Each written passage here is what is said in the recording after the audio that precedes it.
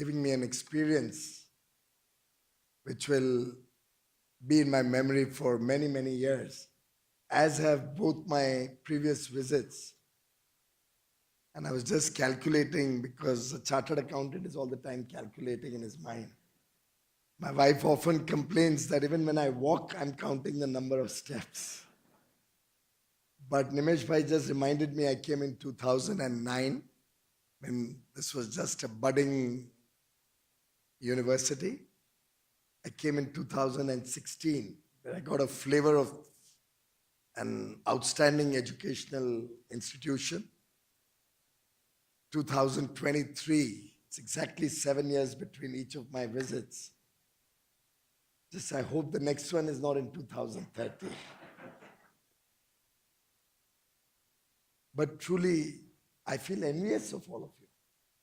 I wish we had this kind of education when we were kids, and this kind of ambience, this kind of high quality faculty, high quality facilities, and the ability to make choices. I think it's remarkable that Flame has been able to provide all of you world-class education and a breadth of subjects, a breadth of knowledge, which very few universities, at least in India, offer. For all of us in our age group, I think it was always very structured. You're always going down a path. I, of course, have personally experienced the pain of being in that path. What the Three Idiots story, in a way. You typically get a certain percentage in your 10th standard when you matriculate.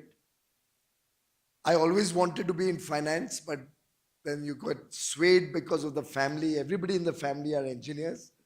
So you join Jai Hind College to get into the science program. Quickly register at Agarwal classes. Many of you may not know all this, but I'm sure the seniors here will remember. So you join Agarwal classes at Dadar, which used to prepare us for the IIT entrance exam in those days. So you go 7 to 10 to Agarwal classes for learning to enter the, meet the test requirements. Then 10 o'clock you take a train from Dadar to go to Churchgate and go into the science classes, which were disappointing because I really was not keen to do that. But the good part is I had great fun for 6 months. Didn't want to go down that path, but since the typical pressures of our times, you get, if you were to go towards BCom, then you needed to get lower percentage in 10th standard. But then fortunately, I think it was January of 1980, January of 1980, when for an unfortunate incident in the family, my brother had also come down. We were all of us sitting down, and then we decided as a family that it'll be good to allow me to pursue what I want to do. I'm just sharing this with you because I wish each one of you recognize that you have had an opportunity which many of us craved for. We never got this kind of a ability to make these choices. But then fortunately it was decided I can be allowed to shift to commerce and pursue my chartered accountancy and whatever else. And can you believe I couldn't get admission in 11th standard? Most colleges told me that you'll have to go back to 11th standard next year in the commerce stream. I feel sad to say this, but I had to put influence and get admission in my college in 11th standard in the second half in commerce. Why I'm sharing this with you, this personal incident, is because I think the world today is truly one of empowering our youth to explore their abilities, explore what they really want to do, and within that, have the ability to course correct. Again, reminds me somewhat of Three Idiots, where a photographer landed up becoming an engineer. Anand Mahindra is another case in point. If he had gone to an Indian institute, he would have probably been an engineer or a management graduate or somebody doing BCom, BSc, something or the other. But because he was at a liberal arts institution, he was actually able to pursue photography, yet become one of the best managers in the country today. A management guru that surpassed almost everybody else in terms of his work and the way he's contributed to the nation and to society. And therefore, when I was getting a flavor of flame, it truly made me happy that finally educationists are getting respect in the country, and we have such a top-class faculty willing to leave lucrative careers and positions at world-class institutions, Ivy League colleges, and come to Flame and be a part of your academic journey. I was also very thrilled to see the facilities. I know that my own children didn't get these facilities in their education. And therefore, I think you should all be very, very proud of what you are both enjoying and which will, I believe, prepare you to be wonderful citizens of India going forward. And the best part about Flame is that what we in government thought of doing, and we finally brought out the National Education Policy 2020, resonates with what Flame thought of doing 15 years ago. And I must compliment Nimesh Bhai, Vallabh Bhai, you, Dean, and all the other colleagues in the board, both the youngsters who have really brought this institution up to this level. I think it's been a labor of love for both of them, sacrificing a lot of the other opportunities and business and money opportunities to give back to society. And thank you for the good work you are doing. But truly, that's exactly what Prime Minister Narendra Modi or his government wishes to do in the nation as a whole. And while I wanted to just keep it totally interactive, I was told I must give a little flavor of what the government thinks or what we are trying to do. Within government, the Prime Minister is continuously, in a way, hand-holding each one of us through his life's experience. And he's not very highly educated or qualified in any great universities except the University of Life. All his experiences come from very, very rudimentary and day-to-day experiences which he went through, living through poverty, then his own endeavors to experience or to discover himself in the years when he was almost traveling into the Himalayas, just discovering the purpose of life. And then as a social worker, becoming a political activist, and then coming into government. Now he's had this will be his 22nd year. First as Chief Minister for 13 and a half years, and now nearly 9 years in the government at the center. But all his life's experiences actually help him guide us and motivate us to do our job better. And I can share with you one or two case in points, and I've requested the management and the faculty here to actually pick up a few of the works that we have done or the projects that we have taken up in government, because it'll actually help you understand, at least those of you who are looking for business careers or looking for careers in government or politics or policy space, how small interventions can be deeply thought through and can have an impact on society. Many of you are young, so you would not really have heard of the government's, which project should I take up? LED program. Any of you has had a chance to really get a flavor of how the government went about making India the first large country in the world which went completely LED? Any of you has had a chance to know about it? Because you're all quite young, so you must have been toddlers. You have.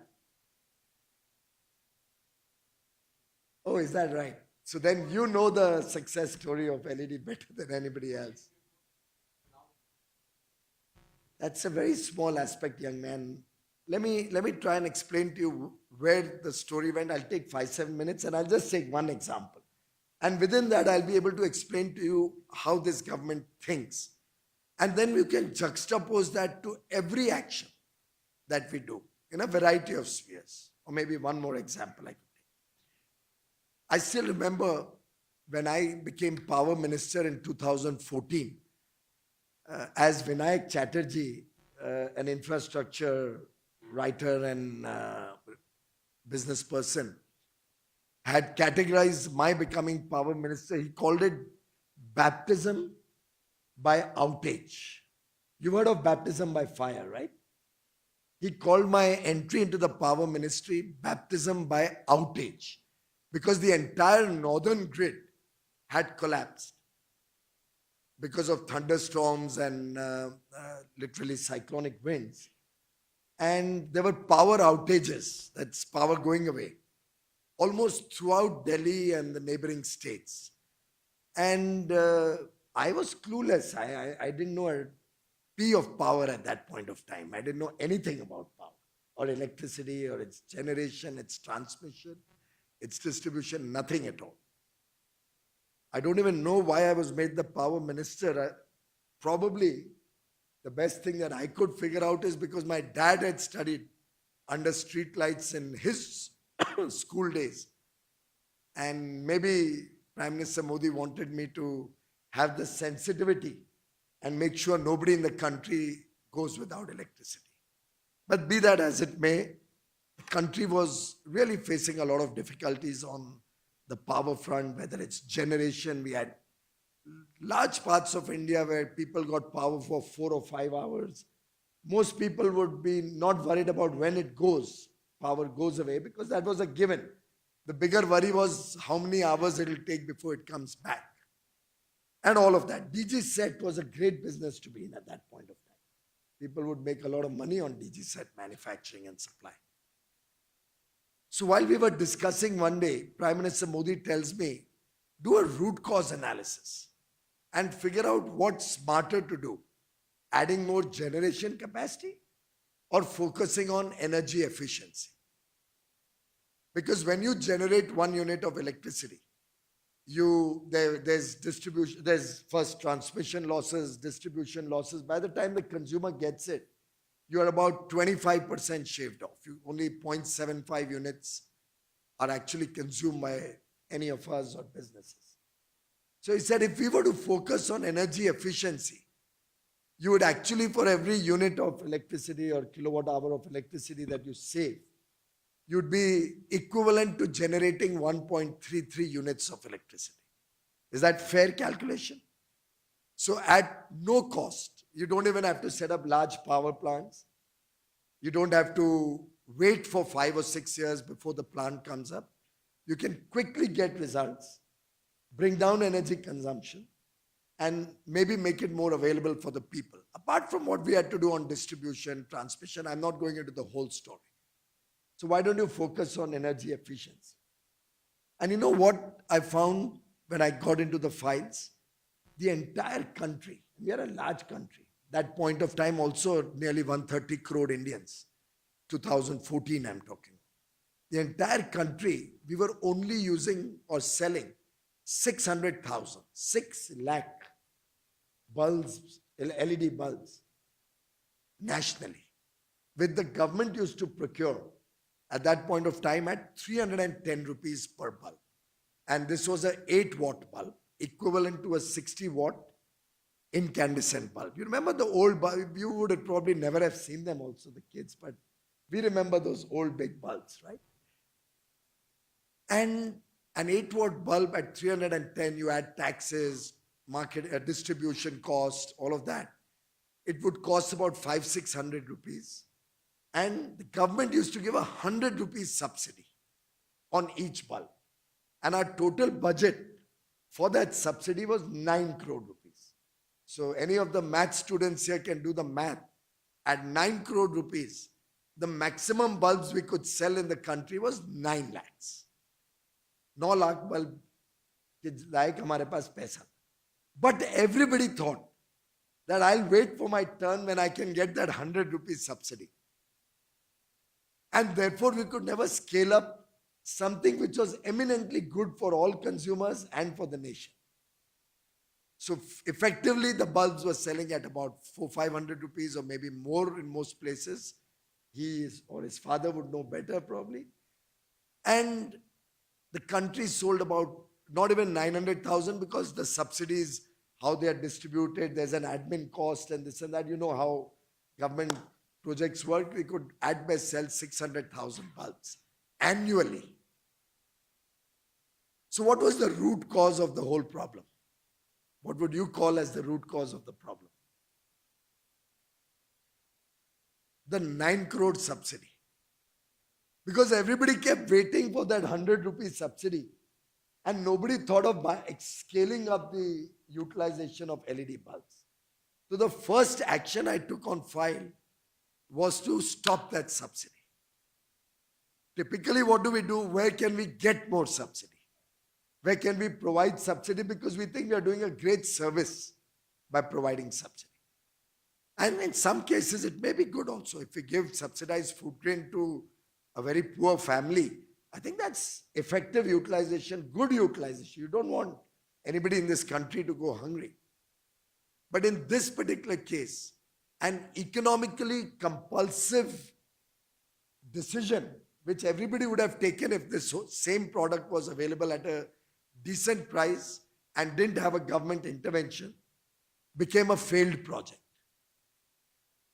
Once we removed the subsidy, we got all the stakeholders of this industry. I don't know, maybe your dad may have had some meetings with me also, if he at that point, if he was at LEDs. And one of the things we figured out was the volume is so small, nobody's manufacturing in India. So we've lost that many jobs, potential jobs. Number two, the incandescent bulbs were available for 25-30 rupees at that time, even though they lasted only 6 months. An LED bulb lasts 6 to 7 years. But a typical thinking was, who knows whether it will last 6 or 7 years. So let's buy them. And everybody used incandescent bulbs. Third, the government would purchase these bulbs. I don't know how transparent the process was. I didn't get into that, or how they decided where to buy these 6 lakh bulbs. But they would pay in 5 years because they were not sure about the quality. They said, we'll pay you every quarter, small amount, and in 5 years you'll get the money. So Nimesh Bhai, being Nimesh Bhai as somebody we all look up to as the smartest investor in the country, was certainly not going to invest his money in LED bulbs, hoping that the government will pay in 5 years regularly. And fortunately, you kids haven't lived a life where we have all seen the kind of problems it was to get money out of government. You had to do all sorts of irregular things once upon a time to get any money out of government. So people, when I asked them, suppose I was to pay you, the stakeholders, I asked them if I was to pay you in 30 days, money into your bank account, without any need to come to our office or anything, and I gave them my mobile number to all the suppliers, potential suppliers of LED bulbs. I said, you have my mobile number. If on the 30th day you don't get money in your bank account, call me directly. And what would be the reduction in price for just this simple intervention? 100 rupees out of 310 rupees. 1/3 the price was shaved off only because of this small intervention. And to protect the quality, we took a 5% bank guarantee, which also, I said, your first supply, give us 5%. Second supply, give us 4%. Third supply, 2%. And by the time you've made 5 supplies to government, no more bank guarantee. We converted all procurement to a reverse auction on an online mode. So entire procurement was online, and then people had to bid, or they could bid their price downwards, but give us a guarantee for, I think it was 3 years at that point of time, for replacement if anything went wrong. And the first order that we took out, we had an Energy Efficiency Services Limited, a government-sponsored company owned by the PSUs of the government, which ran this program. The first tender was for 5 million bulbs, 50 lakh bulbs. तो 6 लाख साल में बिकते थे. पहला tender 50 lakh का. I still remember the first time the price fell to, I think about, if I remember correctly, 140-ish. Going forward, second, third auction, it came down to about 90, 101 in the second auction, I think, 93 in the third auction, all transparent, online, with a reverse auction, zero intervention of government. So honesty would have added some value also to the reduced prices. I remember when we were at about 60 or 70, this is base price plus taxes and all. The Prime Minister in one of the meetings said, कि नहीं ये तो 50 से कम आनी चाहिए. This is not acceptable. When 60, 70 was not acceptable. Already down from 310. And what did we do? How did we generate demand? I forgot to tell you that. After all, what did we do with 50 lakh bulbs? We got all the states on board. And this government, very often you've heard the word PM must have said, whole of the government approach. So it's not only the central government. We got all the distribution companies in the country, public, that's the state, and private companies. Like there were private companies in Kolkata, West Bengal, and Odisha. Mumbai had Tatas. So all Torrent in Ahmedabad, all of them also we got on board. The distribution companies. And for the consumers, we said this will be distributed through the place where the electricity bills are paid. Consumers generally at that time, online payment was very small in 14. Now it must be probably 90% plus.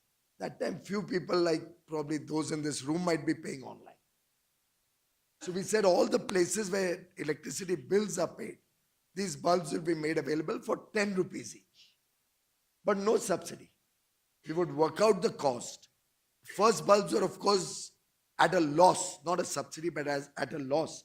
But we had the courage of conviction this price will further fall as people get confidence and volumes increase. So first 50 or probably 2 or 3 crore bulbs we sold at a loss. 10 rupees you pay upfront, and every month in your bill we'll add 10 rupees more. And you pay it over 11 months more, so 120 rupees we charged initially. Of course, afterwards it kept coming down. And lo and behold, the fourth tender, I think, we changed from 8 watts equivalent to a 60 watt to a 12 watt LED, which was equivalent to a 100 watt bulb. And a 12 watt LED gives more illumination than even a 100 watt old bulb.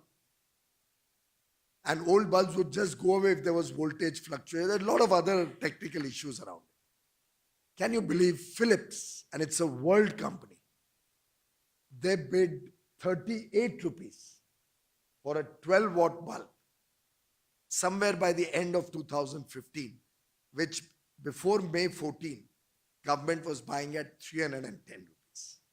And we were able to make this available pan-India for around 50 rupees, the price which the Prime Minister had kind of just off the top of his hat thrown to me that this should be your target. And I still recall I was at Davos in January of 2015. And a coincidence, sometimes divine coincidences happen. Prime Minister Modi had launched this program on 5th of January 2015. The launch, he didn't do a big launch because he was also wanting to be sure that हम कोई बहुत fanciful launch करें और ये नहीं चले तो बदनामी नहीं होनी चाहिए. Anything he says and does, he wants to make sure it's successful. So we actually launched in a room smaller than this, in the basement of Prime Minister's office. There's a conference room where there are hardly 20 people. We launched it there. So previous day he asked me about how are you planning to launch? I said, sir, you'll give a speech, we'll have a backdrop, blah, blah, the typical government launch. He said, it's so uninspiring. Why don't you get 2 or 3 poor people from the slums and I'll hand over the bulb to the poor person because this should be made a poor person's accessory. He should get the benefit of it. He should start understanding the benefit of converting lighting to LED to reduce his power costs. So we got a couple of people. He handed over the bulb. We had a short program. Then he's telling me at the program, we should locate some place where I can actually remove an old bulb and replace it with an LED bulb. I said, चलो ढूंढते. He said, ये photo में कुछ public imagination capture नहीं होगी. You know, sometimes the opposition alleges on Prime Minister, on all of us, the event management. Event management नहीं होता. You have to inspire the confidence of the people of your country. So will you believe, after the program, we were walking up the steps from the basement to go up to the ground floor, from where the lift would take him to his office. And lo and behold, being these old buildings made in the British years, the passageway had these small, what are they called? Yeah, where there was a bulb lighting to throw light on the stairs. And while walking up, we see that, and what a perfect opportunity. So that finally became our photograph of that launch. On the staircase, he is replacing the old bulb, which was obviously incandescent, with a LED bulb. And that small photo op inspired the nation. Of course, it became a compulsive economic decision, because you are saving for 7 years. You are paying back finally in 3 months at the final prices that we were able to take it down. Electricity bills were reduced in 3 months to the extent of the bulb that you are buying. Particularly for the poor, it's a big saving. Even the small amount of electricity that they are able to consume or able to afford. And why I'm sharing this with you is, look at the power of transparency and honesty in government. Look at the power of innovative way of thinking how to finance a project. That ESL actually made 2,000 crore rupee profit. Forget the subsidy we were giving. Over the first 1.5, 2 years, when we as government ran this project. And by the time we had sold, I think, 360 million bulbs, we didn't need to do anymore, because then it became a mass movement. And probably today, if you want to see an incandescent bulb, for the Punjabis in the room, they used to call it lattu, that old bulb. You'll have to go to an antique store probably. And I know that these bulbs today, some architects and interior designers use in homes as a fashion accessory or a design element. So I'm only trying to share with you how one can impact the country with a small project, as small as the electricity bulb that we use. And you know what were the outcomes of this? Before I go to the outcomes, one small aside. One day I was sometime in March, April or so of 2015, Davos, I forgot. At Davos, around 20th, 22nd Davos hota hai. At a luncheon, by just some strange coincidence, the Philips World CEO was sitting next to me at lunch. So very passionately, I was describing to him my plans. He heard me out, lunch got over, story over. 2 years or 3 years later, 2.5, 3 years later, he was in Delhi and he sought my appointment. I said, kya kaam hai unko? We always ask, even before coming here, I just saw my office and asked so many questions. I have to sort it out with my office. They don't know the relationship I share with Flame. But the office asked him, kya kaam hai? What do you want to meet him for? The minister, they thought we'll prepare me for any particular discussions, and nothing, just a call on. So they gave him time, he came. He said, I've only come to tell you that at Davos, when you described your whole plan, I totally disbelieved you. I thought it's just some new rookie minister from India making tall claims. And by 17, in 3 years, the nation was almost 70-80% LED. Today, I think must be 99% LED. At an affordable price. Outcomes being, we've reduced millions of tons of carbon dioxide emission, because most of our power comes from coal. We've reduced power consumption on lighting at least by nearly 85 to 90%. In fact, more people have started lighting up much brighter. Then we replaced the street lights on a similar model across the country. Most places today would have LED street lights, so corporations started making money. Businesses and commercial establishments save much more. They pay 8 rupees. I think even you must be paying 8, 10 rupees per unit. I don't know how much it is in Maharashtra for educational institutions. So their saving is much more. And it's become a movement where, because of this, at early estimates, it may have by now be much more, we saved 20,000 megawatts or 20 gigawatts of power generation capacity. That much capital investment and capex was reduced of the nation, which would be a wasted investment or a investment which is only going to guzzle more coal every year. Also, sustainability got addressed with carbon dioxide emissions coming down. People save nearly 40,000 crores every year in their electricity bills. And this I'm calculating at only 4 rupees a unit. 10,000 crore unit. Electricity ke har saal kam kharach hote hain. Of course, these are estimates of 17. I have not done, maybe a case study could be done by all of you to validate what I'm saying and correct me if I'm wrong, upwards or downwards, whatever. And the last point, I'm just trying to reflect the thinking of the government, how we engage with every part of the electricity chain. I would engage with suppliers to make them, encourage them to make in India. Now, except for a 1 rupee or 2 rupee element of import in that bulb, I think it's the chip or something which goes into the LED bulb, some very small element. The rest of it is largely produced in India.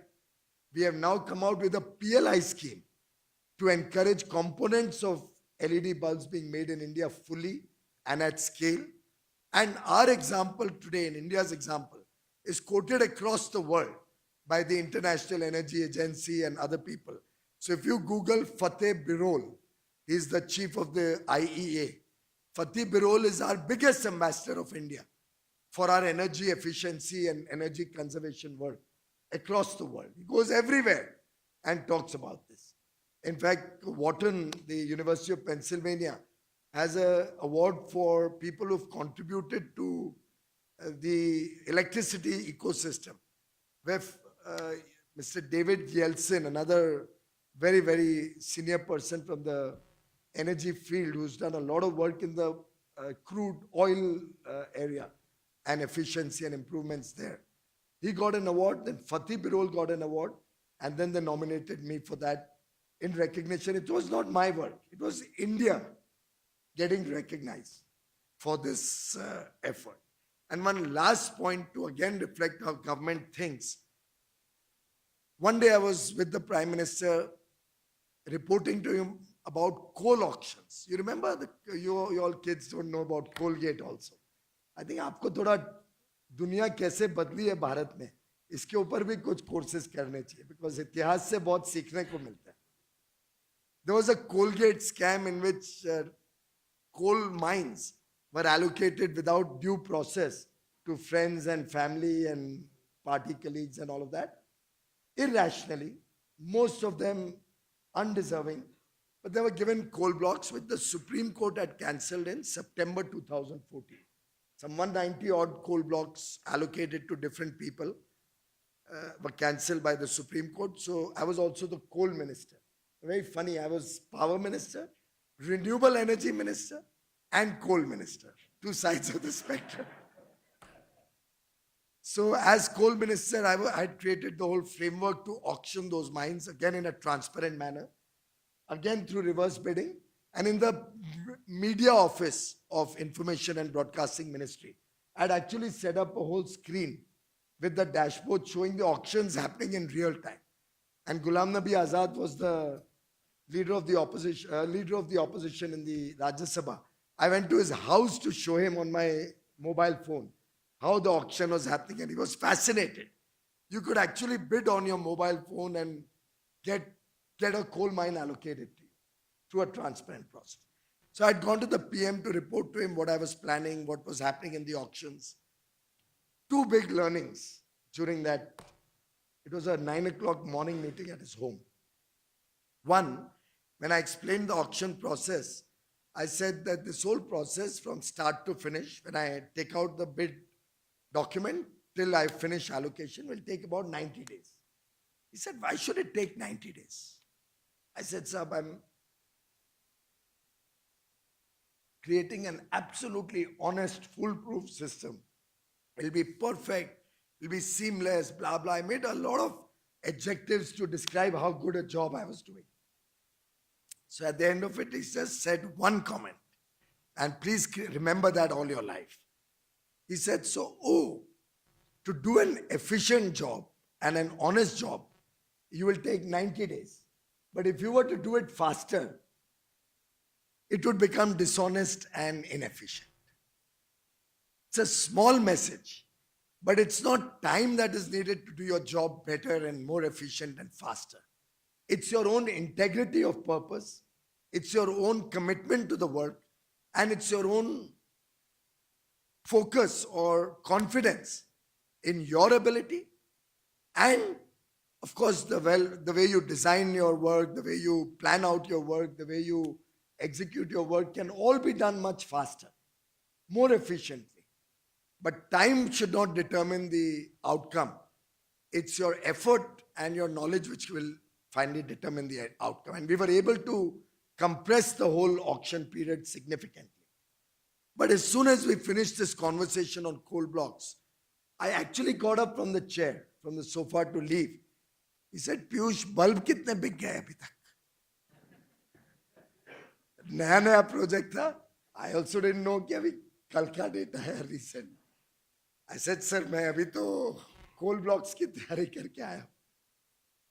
I'll get the figures and report back to you. He said, better. And he described to me how we had executed the Jan Dhan Yojana. You know, we'd taken financial inclusion to everybody in the country. Today we have 46 crore Jan Dhan accounts. So 46 crore people didn't have a bank account until 2014. There were nearly half the families in India who had never been to a bank. In fact, bank जाने से डरते थे कि वहाँ पे हमारे फटे हुए कपड़ों में, you know, you feel a little embarrassed walking into these fancy air-conditioned banks and all. That's for Nimesh Bhai and people like him to go to the bank. Of course, he never went to the bank except to deposit money, right? But he explained to me. I said, yeah, I remember you used to give a report to the cabinet. No, you used to discuss this in the cabinet. My words were, used to discuss it in the cabinet every Wednesday about the Jan Dhan program. He said, no, I used to not discuss. I used to give a report card of my work to all of you in the cabinet meeting. But I would work on that project every day, early morning for half an hour, 45 minutes, personally checking all across the country how many accounts have been opened, calling up bank managers directly, who are either laggards to encourage them to do better, or those who are doing a good job to compliment them. So that the message goes that there is monitoring happening of your work, and it makes the person much more responsible about the outcomes that is expected to give. And it was truly a game-changing experience for me. And I thought I was a management student with business background and everything. But I don't think I'd ever been as focused on giving responsibilities to different people and monitoring the work as diligently and religiously as I learned that day. I went back to the office in 7 days. We had come up with a mobile app which tracked every single LED bulb in the country, so that in the future after that, if anybody ever asked me how many LED bulbs have been sold so far, I could actually just open my mobile phone and give a figure which was as recent as 1 minute before the question was asked. Thank you very much.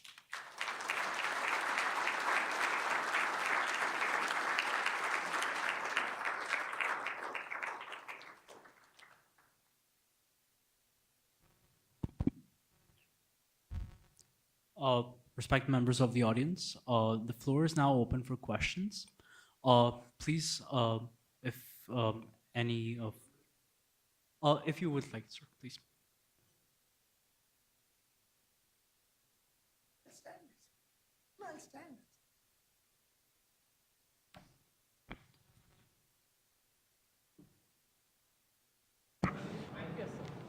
Yes, ma'am. So, first of all, thanking everybody for this opportunity today. Um, Yesterday, I was at the Gulf Food 2023 held in Dubai. Uh, so, just wanted to know how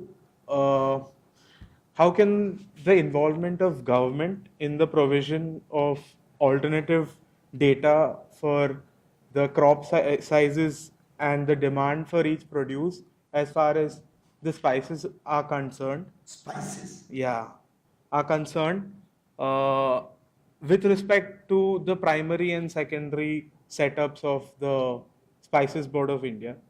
Can You know, India is pretty much well known for its spices across the world, and we do pretty good exports on spices as we speak. But and that's good money for the farmers also. Spice farmers generally make good money. Turmeric and chili and all of them are doing very well. We have, I think, tons and tons of types of spices. Though they report to me, frankly, I don't remember how many different types of spices there are, but there are a lot of spices. I think we can do much more. There are areas where, to my mind, Indian taste is developing very well.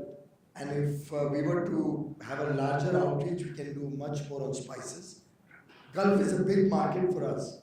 What we are now trying to do is, and this is another one of the directions we received very recently from Prime Minister, to map the 30 million Indians who live all across the world.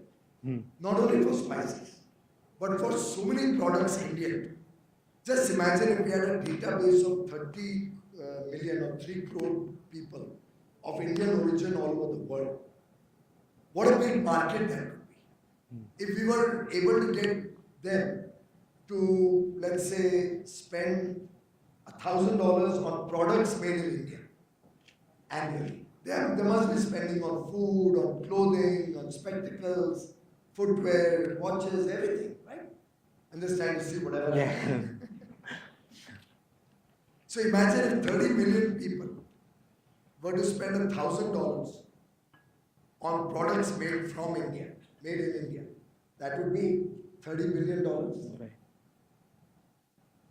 And $30 billion in a business world with a maybe 25% labor cost associated with it, almost at an average, you would take 20, 25%, whatever figure you want to take. So let's say 20%, be even more conservative. You're looking at $6 billion worth of labor going into this entire value chain. And that could actually create 4-5 million jobs for the country. So I'm just trying to share with you that these are the steps that and we can think of so many spices, whether we can add better packaging, whether we can brand the spices better. Look at that MDF masala, kya tha? MDF masala. MDH. Yeah. MDH. Yeah. That old man. Yeah. Remarkable advertising journey and story. By the way, he was so smart that he was meeting the Home Minister a few months before he passed away. So casually Amit Bhai asked him, after you, how are you going to manage the brand that you created with your advertising? He says, चिंता मत करो, मैंने मेरे आगे के लिए भी बहुत सारे अभी से advertisement shoot करके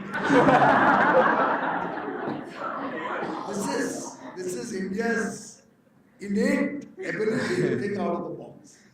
Similarly on spices, I think if we can get a better connect with the farmers, if we can help them with better input material, which the Agriculture Ministry is doing, and if we can connect the ecosystem with the Indian diaspora, that itself will be a huge business. Because the issue that large-scale farmers who want to export their spices, the issue that they're facing is with respect to pre-shipment finance. It's very difficult because of the kind of collateral that's involved.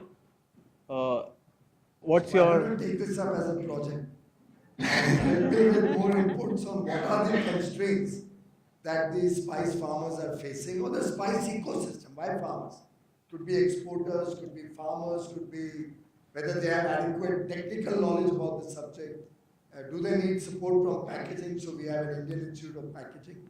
So put up a group of friends and give me a report on what we can do to change the lives of spice farmers. Can. Thank you, sir. Madam?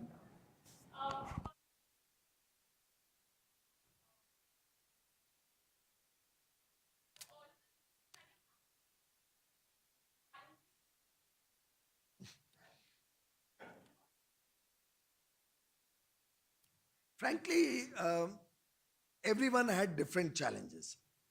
I just gave a flavor of actually getting into the power ministry with no electricity in my own home in Delhi. It was summer, 26 May ko swearing in hua. 26 ki raat ko, there was no power at my home. And my wife was screaming murder at me that you are. So it's been everyone. Railways used to have so many challenges, accidents galore. The average speed of freight being transported was only 22 kilometers per hour. You remember the stink in the stations, and I used to travel by train.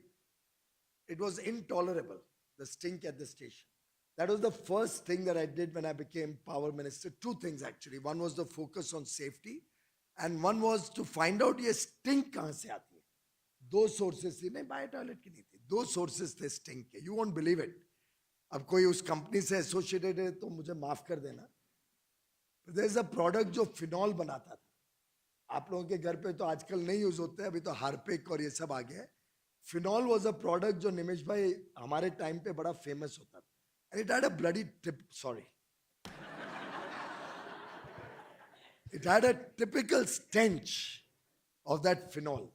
सबसे पहले मैंने पता लगाया कोई यहाँ पे बिका हुआ है रेलवे में या सालों साल से फिनॉल क्यों यूज होता है. And I promise you phenol use करना बंद किया ना, रेलवे स्टेशन की स्मेल सुधर गई. Bio toilets are good, but bio toilets had a problem of a reverse, kind of a reflux of the smell. But then we created some traps and all. We did some R&D at RDSO, and I do hope अभी बहुत दिनों से गया नहीं हूँ train में, but I do hope that that stench would have reduced because we've done a lot of engineering on that bio toilet. By the way, while I was there, we had completely 100% removed the. Again, you kids don't know what India has gone through. The entire fishes used to be dropping onto the railway tracks. And all our lives, the railway tracks had stinked. So by 2019, if I'm not mistaken, or by early 20, no, it didn't go through COVID, before that. By end of 19, I think countries, every train, we had been able to replace the toilets with a bio toilet which would collect the mull and process it, biodegrade it, and then we could suck it out at periodic intervals or at the end of journeys into a master collection system, which then was converted to manure. So today in the whole country, you will not find a single, unless somebody from the village comes, but that also Prime Minister has sorted out. I don't know if you're aware, the government has spent nearly $20 billion of government money. And